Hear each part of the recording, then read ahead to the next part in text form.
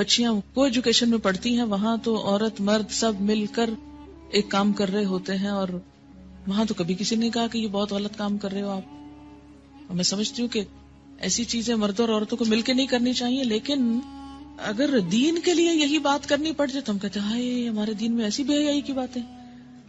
یعنی میڈیکل کی بکس میں سب لکھا ہوا ہے اور سب جائز ہے اور وہ بھی انسان پڑھتے ہیں، لیکن دین کی کسی کتاب میں ایسی کوئی بات لکھی ہوئی ہے تو یہ بالکل درست نہیں. اور یہ کیسا دین ہے؟ یہ ہمارا ایک بہت نیگیٹو ایٹیچیوڈ ہے معاشرے کے اندر دین کے معاملات میں، جو کہ درست نہیں. اور اس کی وجہ سے کئی بیماریاں پھر پیدا ہوتی، عبادت میں خلل ہوتا ہے.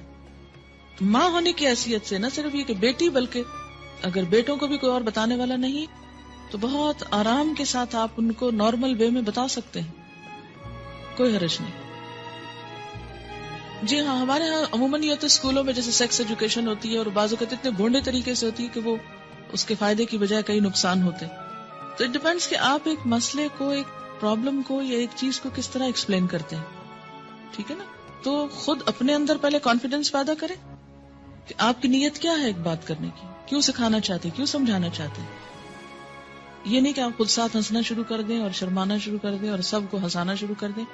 یہ ہنسنے کی باتیں نہیں، مجھے سمجھ میں نہیں آتی ان باتوں میں سے ہنسنے کی کون سی بات ہے. کسی مومن کا یہ مزاج ہی نہیں ہو سکتا کہ وہ ایسی باتوں میں نمبر ایک دلچسپی لے، یا ایسی باتیں مجلسوں میں عام طور پر بلا ضرور ڈسکس کی جائیں یا ان کے نام زبان پر لائے جائیں. نہیں ہونا چاہیے، لیکن علم کی حد تک عمل کے لیے ان کا ذکر بھی ضروری ہے کیونکہ یہ انسانی زندگی سے متعلق چیزیں. مزید عام طور پر لفظ جو ہے یہ ویٹ ڈسچارج جیسے لیکوریا ہوتا ہے ایسے ہی ہوتا ہے، لیکن یہ جاگتے ہوئے ہوتا ہے، یہ نیند کی حالت میں نہیں، یہ جاگنے کی حالت میں ہوتا ہے. اور اس میں عموماً ایسا ہوتا ہے کہ مثلاً کوئی ایسا سین آپ نے دیکھا ہے ٹیلی ویژن میں، یا ایسی کوئی کتاب پڑھی ہے، یا کوئی بھی ایسی چیز کہ جس سے جسم کے اندر خلل آتا ہے، یعنی انسان کے ایموشنز جو ہیں وہ ڈسٹرب ہوتے ہیں، تو ایموشنز کے فرق سے یہ ڈسچارج ہوتا ہے. یعنی لیکوریا جو ہوتا ہے بغیر ایموشنز کے ہوتا ہے، لیکن یہ ایموشنل کیفیت کے ساتھ ہوتا ہے. ایموشنل کیفیت کے ساتھ جو ویٹ ڈسچارج ہوتا ہے اس سے استنجا بھی لازم ہے اور وضو بھی لازم ہے، لیکن نہانا لازم نہیں. وہ بھی ہو سکتا ہے کوئی سائیکولوجیکل پرابلم ہو سکتا ہے یا کچھ بھی اس کو نام دے سکتے ہیں، لیکن مزی میں لفظ آپ یوں سمجھے جیسے مزہ لفظ ہے نا، یہ اسی سے نکلا ہے یہ لفظ. ٹھیک ہے، ایک بچی کی ریسنٹلی شادی ہوئی، اس نے ایک میل مجھ کو کی، وہ اس قدر بیچاری پریشان، چھوٹی سی عمر کی بچی تھی، شادی ہوگی، اس کو شاید پہلے سے کسی نے کچھ نہیں بتایا، نہ ماں بتاتی نہ کوئی اور، جو ضروری چیز ہے وہ کوئی نہیں بتاتا اور فضول میں بہت کچھ پڑھ لیتے. تو اب وہ کچھ بہت ہی جینون جو اس کے شوہر کے رویے تھے ان پر وہ اس قدر خوف زدہ تھی اور پریشان کہ شاید میرے ساتھ کوئی بہت ہی گناہ کا کام ہو رہا ہے اس طرح. تو ایسا کیوں ہے؟ اس لیے کہ یا تو اس کو اتنا چھپایا گیا اور بتایا ہی نہیں گیا، یا یہ ہے کہ بلو پرنٹس بچے چھپ چھپ کے دیکھیں تو ماں باپ کو خبر نہ ہو.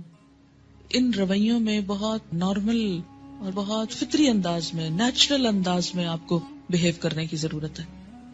سوال ہے، مزی والا کپڑا دھونے کا موقع نہ ہو اور گھر سے باہر کسی ایسی جگہ پر ہو کہ بدل بھی نہ سکے اور نماز کا وقت آئے تو کیا نماز پڑھ سکتے ہیں؟ اس میں ہر انسان کو اپنی کیفیت کا پتہ ہوتا ہے. یہ بالکل ایسے جیسے لیکوریا کا ڈسچارج ہے، تو اس میں ڈسچارج کے بعد استنجا ضروری. اگر استنجا کرنا ہے آپ کو تو پھر دھونے کا موقع کیوں نہیں آخر؟ اور آگے آپ انشاءاللہ ڈیٹیل پڑھیں گے کہ بعض اس طرح کے سپاٹس جو ہیں وہ صرف کھرچنے کریدنے سے ہی، یعنی ان کو اگر رب کر دیا جائے اور جھاڑ دیا جائے تو وہ صاف ہو جاتے ہیں. کیا جنابت کی حالت میں کھانا تیار کیا جا سکتا ہے؟ جی بالکل کیا جا سکتا ہے. ایسا ہے کہ اگر آپ اپنے بچوں کو کوئی چیز بول کے نہیں ایکسپلین کر سکتے کہ جھجک آتی ہے اور بڑے ہو گئے ہیں یا کچھ، لکھ کر دیجئے. جاگتے ہوئے اگر کچھ خیالات کے بعد اگر کم ڈسچارج، بات یہ ہے کہ کم ہو یا زیادہ ہو، جو ڈسچارج ہے اس کے لیے استنجا اور وضو دونوں ضروری ہے. ایک لڑکی کی ماں نہ تھی، چچی اور کچھ آنٹیز رہتی تھی. جب اس بیچاری کو پیریڈز ہوئے تو اس نے بھائیوں کو بتایا، کیونکہ بھائیوں سے چھوٹی تھی. وہ بھائی پریشان ہو گئے، ڈاکٹر کے پاس لے جانے لگے. تو لڑکی کے والد جب گھر آئے تو انہوں نے چچی سے کہا اور اس طرح.